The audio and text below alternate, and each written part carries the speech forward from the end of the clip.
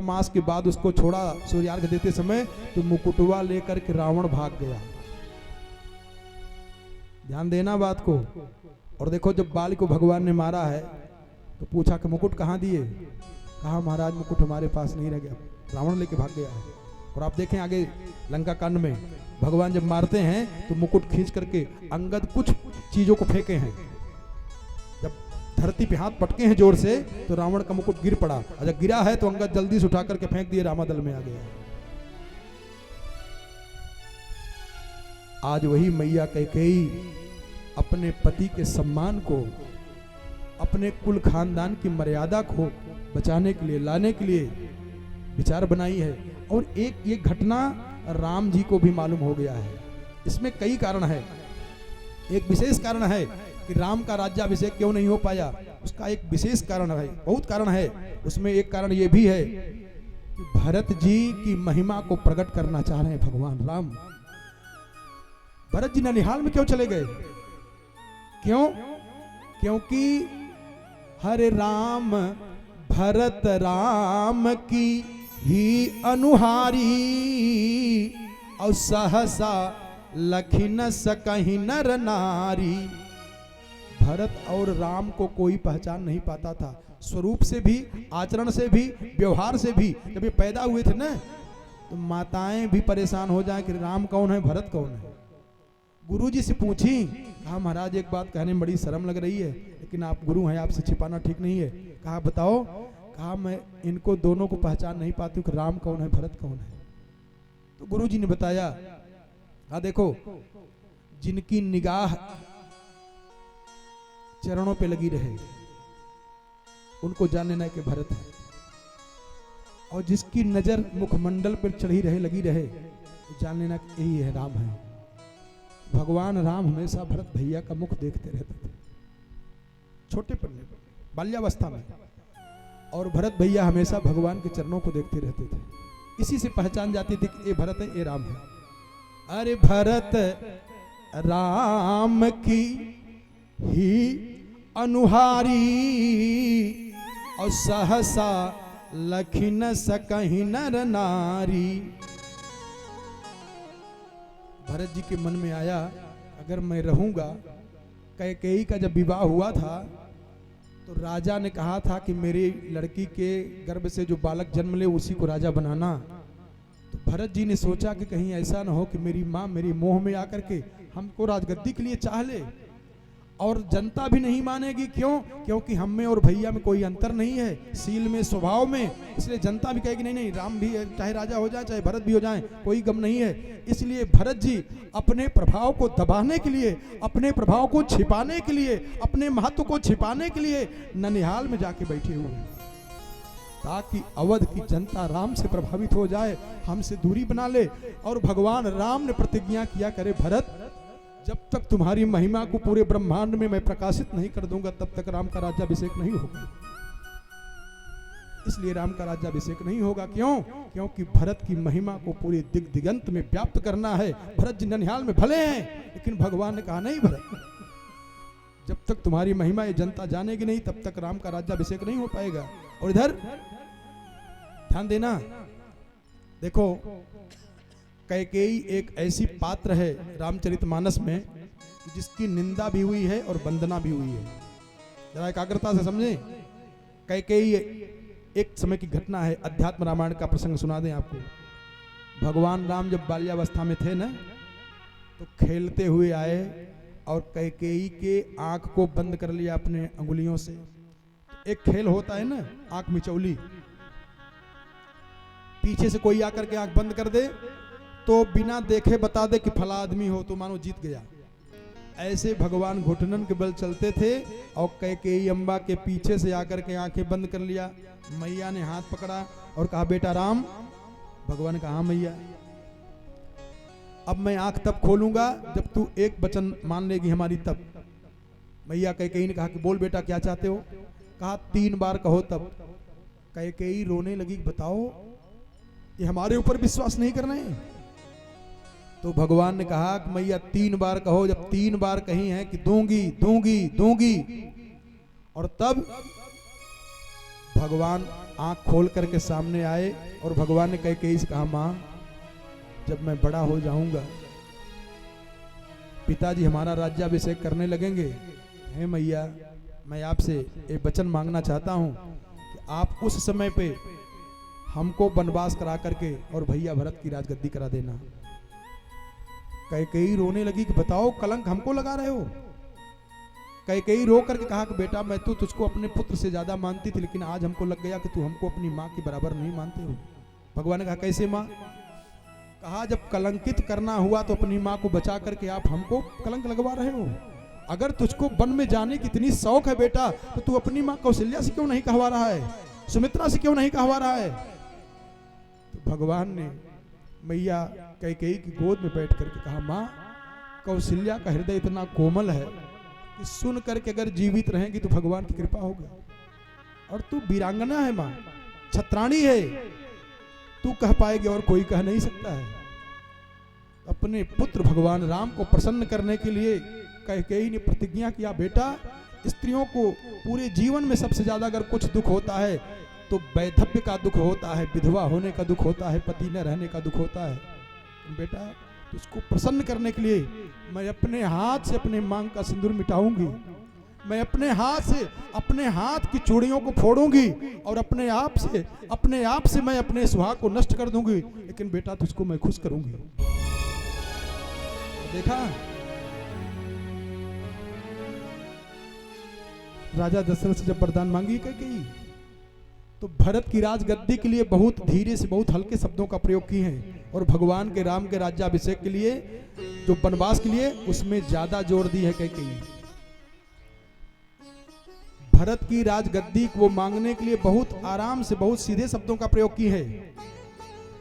सुनहु प्राण प्रिय भावत जी का, देहु एक बर भरत ही टीका। देखो बड़े साधारण से बोली हैं, और भगवान के वनगमन करने के लिए क्यों? क्योंकि भगवान ने कहा था कि माँ उसको वनगमन करा देना। क्यों? वो राजमुकुट लाना है। कैकेयी भरत जी की राजगद्दी के लिए बहुत साधारण शब्दों का प्रयोग किए हैं। सुनहु प्राण अरे भावत जी का, देहु एक बर भरत ही टीका। दूसर बर मांगऊ कर जोरी, दूसर बर मांगऊ कर जोरी। पुरवहु नाथ मनोरथ मोरी, दूसर मांगऊ कर जोरी। पुरवहु नाथ मनोरथ जोरी।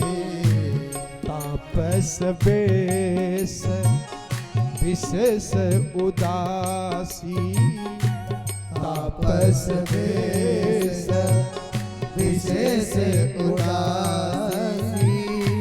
14 बरिस राम बनवासी, 14 बरिस राम बनवासी। 14 बरिस राम बनवासी। दूसरे वरदान में जोड़ दी है ज्यादा करके। देखो ये जो संक्रामक बीमारी है ना, कितनी खतरनाक है ये। यही कैकेयी अभी तक कह रही थी कि भगवान ऐसे है भगवान वैसे है, लेकिन जब बीमारी पकड़ी तो कहा गोस्वामी जी ने इसीलिए बताया, भैया सावधान हो जाएं। अरे तजिए ताही बैरी समय, अरे यद्यपि परम स्नेही। जाके प्रियन राम बेदेही। जो भगवान का भजन न करे ना, भगवान का भक्त न हो, ऐसे दुष्टों का साथ छोड़ दो। पिता तजो प्रहलाद विभीषण बंधु भरत महतारी। अरे बलि गुरु तजो कंत ब्रज बनिता भय मुद मंगलकारी। अरे जाके प्रियन राम बैदेही तजिय कोटि बैरी सम। अरे यद्यपि परम स्नेही। अपना कितना खासम खास हो, अगर भगवान की भक्ति नहीं तो उसको छोड़ दो। एक संत तो यहां तक कहते थे कि अगर अपना अंग भी भगवान की पूजा में आलस्य कर जाए, भगवान की कथा में आलस्य कर जाए तो कटा के फेंक दो। एक संत कहते थे कि अगर एक सांस भी बिना भगवान के स्मरण में चला जाए, निकल जाए, इतना दुख होना चाहिए, इतना दुख होना चाहिए जैसे किसी गृहस्थी का ज्येष्ठ कमाने वाला जवानी में पुत्र मर जाए, जैसे उस माता पिता को दुख होता है, ऐसे एक सांस भी बिना भगवान का स्मरण किए निकल जाए तो इतना ज्यादा दुख की अनुभूति होनी चाहिए।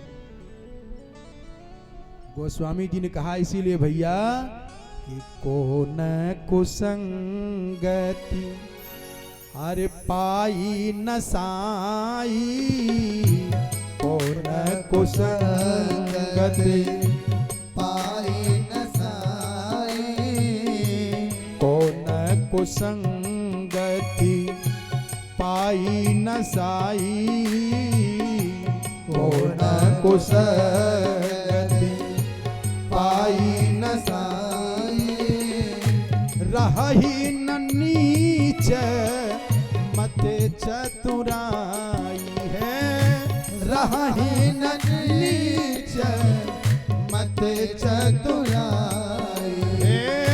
रही न नीच मत चतुराई। हो रही न नीच मत चतुराई। एक बात और समझ लो, और रहस्य समझ लो। वरदान मांगने में अगर मांगे हैं, राम को वरदान मांगी हैं वन में जाने के लिए, तो सीता क्यों चली गई? राम के नाते। अच्छा, तो जब राम के नाते जा रही हैं तो राम के नाते लक्ष्मण चले गए, तो राम के नाते भरतों को काहे नहीं लिवाए गए ना? ध्यान देना, कैकेयी ने तीनों के लिए मांगी है वरदान कि तीनों जाएं। क्यों? क्योंकि अगर राम अकेले चले जाएंगे तो जिसका पति वनवासी हो जाएगा उसकी पत्नी घर में ठीक से रहेगी? वो कभी न कभी झगड़ा करबे करेगी। इस डर के मारा कैकेयी ने सोचा कि नहुं को भेजो जल्दी। और राम के अनन्य भक्त हैं लक्ष्मण जी। आप रामचरितमानस पढ़ना, सबकी निंदा, सबको डांट दिए हैं लक्ष्मण जी, किसी को छोड़े नहीं है। अब थोड़ा कहने में लग रहा है, राजा दशरथ को भी कह दिए हैं, बिगड़ गए हैं, इनके ऊपर भी नाराज हो गए। जब कहा कि वन दिखा करके लेके चले आना सुमंत को, तो लक्ष्मण जी ने कहा कि सत्यवादी भी बनना चाह रहे हैं और राम प्रेम भी दिखा रहे हैं, दोनों साथ करना चाह रहे हैं। आपका सत्यवादी प्रण भी नहीं जाए? अरे आपको छोड़ देना चाहिए, मैं सत्यवादी नहीं हूं, राम का वनगमन नहीं होगा।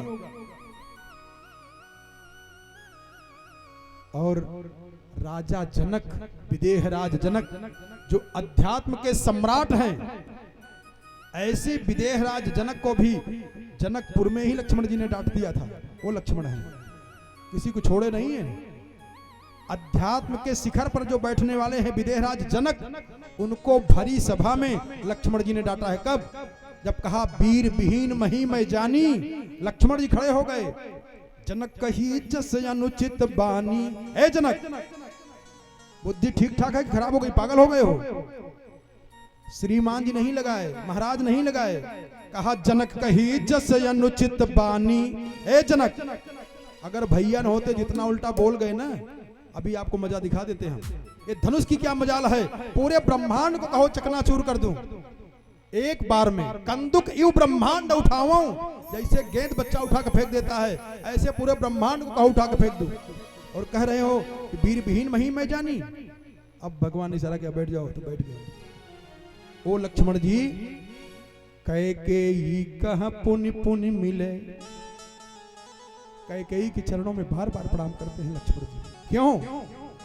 माँ, आज जो वनगमन करा रही हो, संसार के लोग तुमसे ईर्ष्या करेंगे, तुमसे कोई बोलेगा नहीं, इतना अपमानित होगी।